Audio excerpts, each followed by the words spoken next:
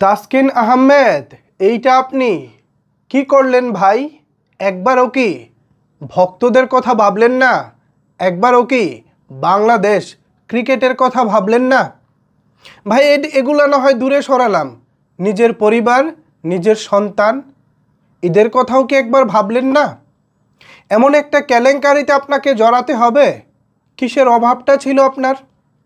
বাংলাদেশ ক্রিকেটের এই মুহূর্তে পেস ইউনিটের আপনি একজন নেতা।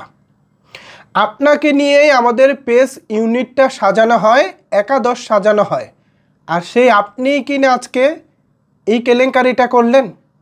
নিউজ 24-এ যে নিউজ এসেছে, এটা যদি সত্যি হয় তাহলে বাংলাদেশ ক্রিকেট আবারও একটি লজ্জায় পড়তে চলেছে।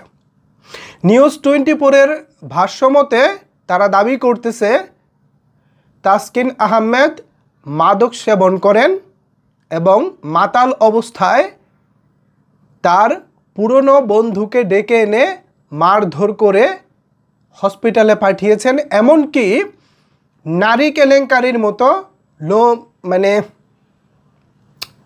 কি বলবো, এরকম একটা স্পর্শকাতর বিষয়ও এখানে উঠে এসেছে।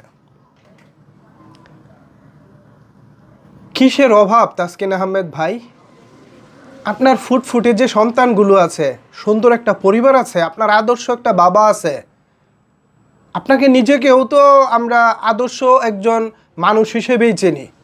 বাংলাদেশ ক্রিকেটে আপনার মতো আদর্শ মানুষ আজকে পর্যন্ত এই ঘটনা জানার আগে এরকম আদর্শবান মানুষ আমি দ্বিতীয়টি আর পাইনি, এই ঘটনা জানার আগে। কিন্তু আজকে এই ঘটনা জানার পর যেটা বিশ্বাস ছিল মনে, সে বিশ্বাসটাও উঠে গেছে।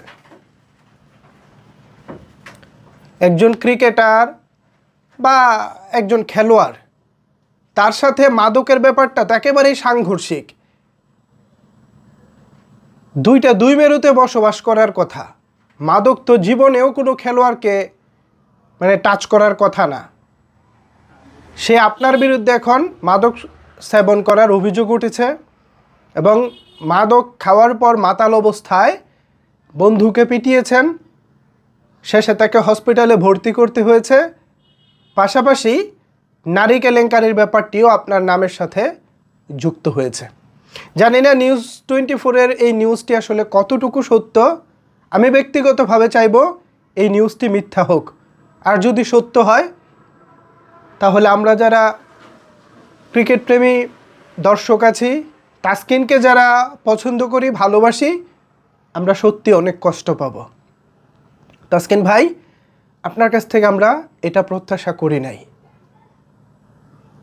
আপনি বুঝতে পারতেছি না, মাদক, নারী কেলেঙ্কারি, বন্ধুকে পেটানো, তাসকিনের সাথে এটা বিকজ আমি আসলে নিউজ 24-এর নিউজটা দেখে আমি অঙ্ক মেলাতে পারতেছি না। এ ব্যাপারে আপনাদের আসলে বক্তব্য কী বা আপনাদের অবস্থান কি? আপনারা কি ভাবছেন এই বিষয়টা নিয়ে? জানিয়ে দিন আপনার মন্তব্য নিচের কমেন্টস বক্সে। ধন্যবাদ সবাইকে এতক্ষণ আমার সাথে থাকার জন্য।